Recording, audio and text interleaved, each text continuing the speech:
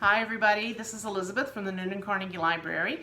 Thank you for joining me for Crafting with Elizabeth, and today I'm going to show you how to make a letter out of things that you have laying around your house with a little depth to it, so it looks wooden, but it is not made out of wood. It's going to be made out of cardboard, and I've made mine with a little decorative lettering that looks literary. And you can add this to a bookshelf or any other decorative area in your home. Project, we're going to be using several items.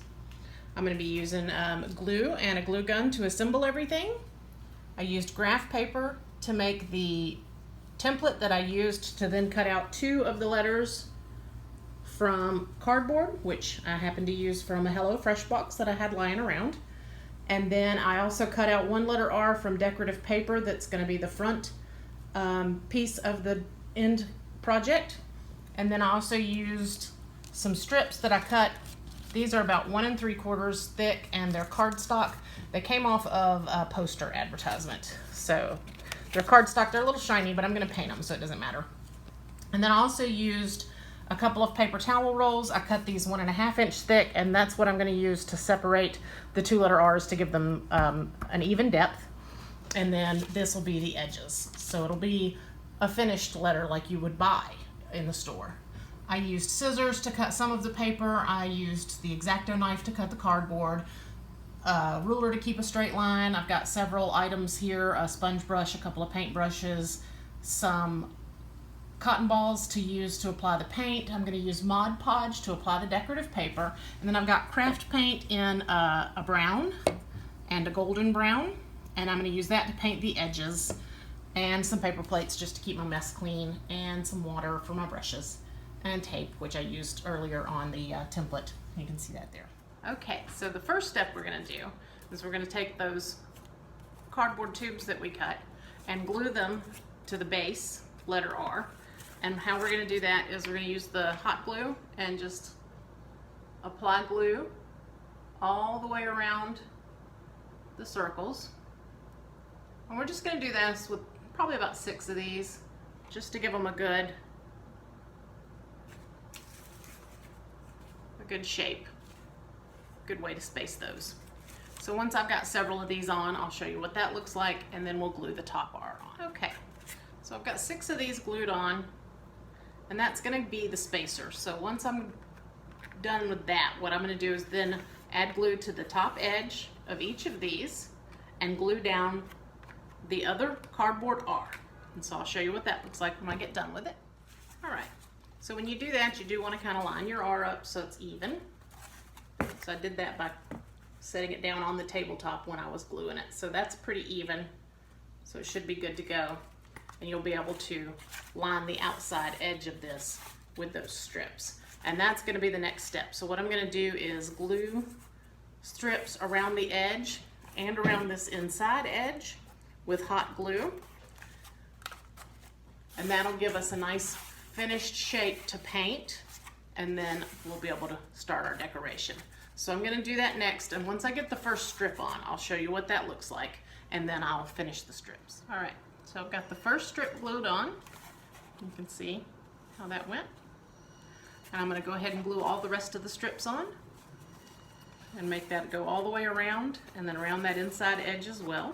And once I've done that, I'll show you how that looks. All right. So we've got the entire R completely outlined. And the next step I'm going to do is I'm going to paint the whole thing with a base coat of the golden brown acrylic paint. And once I've done that, then I'm going to Mod Podge on the front, which will be this sort of literary R colored paper that I've got here.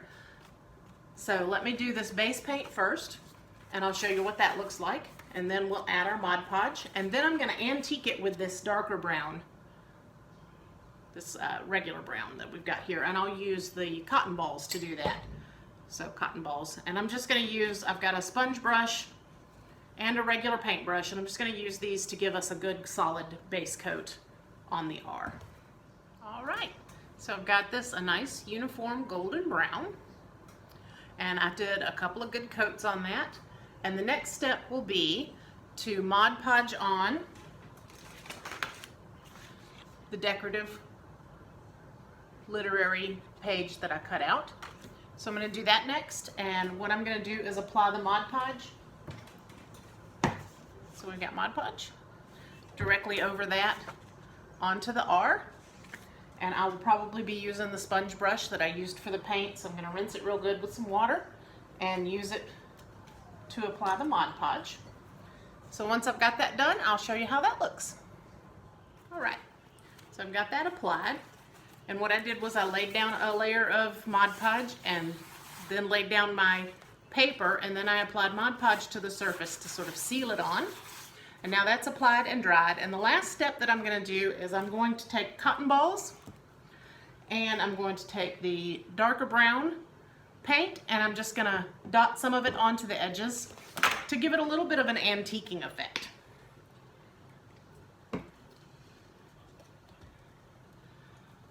So just a little bit of that brown paint, get that shook up good. There we go.